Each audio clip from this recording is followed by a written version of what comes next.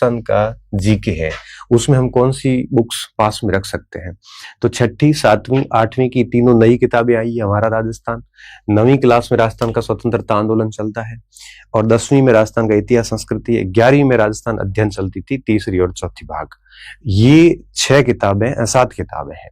इन 7 किताबों से मोटा मोटा आपका 90% पेपर आ जाता है। तो आपके पास में कोई नोट्स है या कोई गाइड है या फिर जो भी है, तो नोट्स या गाइड में से एक जो भी है उसके साथ साथ मुझे लगता है आपको इनको साथ में पढ़ना चाहिए।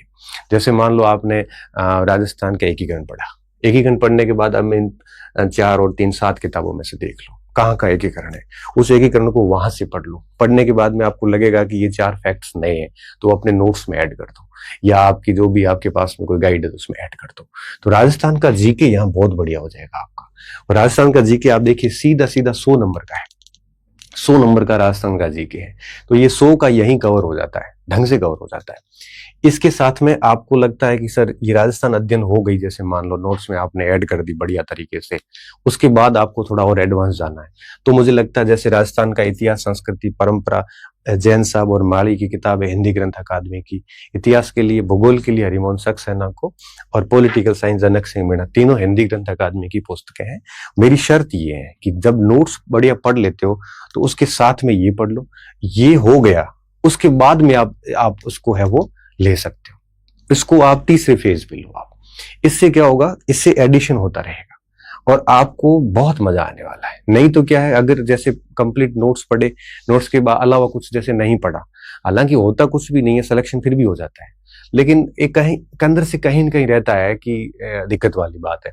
अब मैं ये कहूंगा कि परीक्षा जब आ जाती है और लास्ट के जो 5-6 महीने बचते हैं, तो उन लास्ट के 4-5 महीनों में फिर आपके पास एक वन सोर्स होना चाहिए जिसको आप मल्टीपल रिवीजन कर सको। उस समय आपको ये 3-3 किताबें नहीं देखनी है। मतलब इन किताबों को ऐसा करना, जैसे मैंने कहा, नोट्स पढ़ के आपने इसको साथ में जैसे टॉपिक पढ़ा, यहां से खोला, यहां से पढ़ा, एडिंग कर दी। अब वापस इन किताबों को देखने की आपको जरूरत नहीं पड़ेगी। फिर क्या करना, फिर उसके बाद ये देखना है। अब इसमें भी कोई नई नई बातें आती तो आप नोट्स में ऐड कर सकते हो। लास्ट में मूल स्रोत नोट्स ही रहेगा, तो उसको क्या कि मल्टीपल टाइम आराम से आप रिवीजन कर पाओगे। अंदर से कॉन्फिडेंस भी रहेगा कि मैंने किताबों की भी एडिंग कर ली है और मैंने हिंदी ग्रंथ अकादमी की भी एडिंग कर ली है।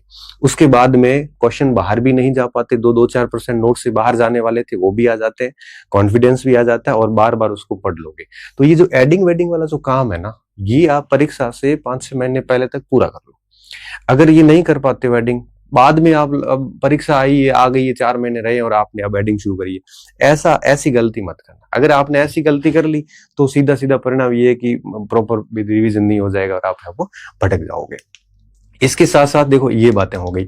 फिर आपको अगर प्रैक्टिस का था तो मैंने आपको बताया था कि अपनी किताब है 6ठी से 12वीं तक की, और मैंने इसकी एक पीडीएफ भी डाल रखी है जिसमें 6ठी से 12वीं तक की ये जो किताबें थी ना, ये किताबें जो अभी अपन ने देखी, इन सारी किताबों के, इन 7 ही किताबों के इतिहास, भूगोल, संस्कृति, पॉलिटी, इन सब की लाइन टू लाइन बढ़िया तरीके से क्वेश्चन करके आंसर, व्याख्याएं करके हमने दे दिए।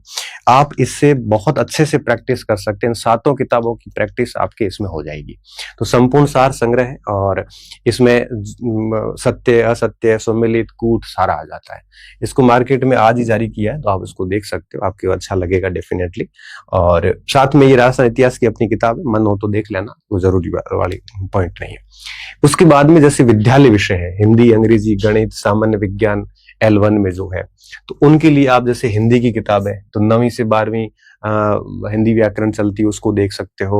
RSCRT कक्षा 6 की इंग्लिश ग्रामर आती है, RSCRT बोर्ड की किताब में आती है, माध्यमिक शिक्षा बोर्ड में चलती है। 6ठी से 10वीं की गणित देख सकते हो, सामाजिक का 6ठी से 10वीं का पोर्शन है, साइंस का 6ठी से 10वीं का पोर्शन है। इसके टॉपिक टेक करके आप इसको साथ में अपने नोट्स के साथ में एडिंग कर दो, तो आपको बार बार है वो देखना नहीं पड़ेगा। और इसके अलावा रीति विज्ञान के लिए इग्नू की एक अच्छी किताब आती है, उसको आप देख सकते हो। मनोविज्ञान के लिए 11वीं और 12वीं की ये 2-4 किताबें आती है, इसको देखा जा सकता है, पढ़ा जा सकता है। ICT के लिए कक्षा 9 की किताब आती है, कंसेप्ट ऑफ इंफॉर्मेशन टेक्नोलॉजी।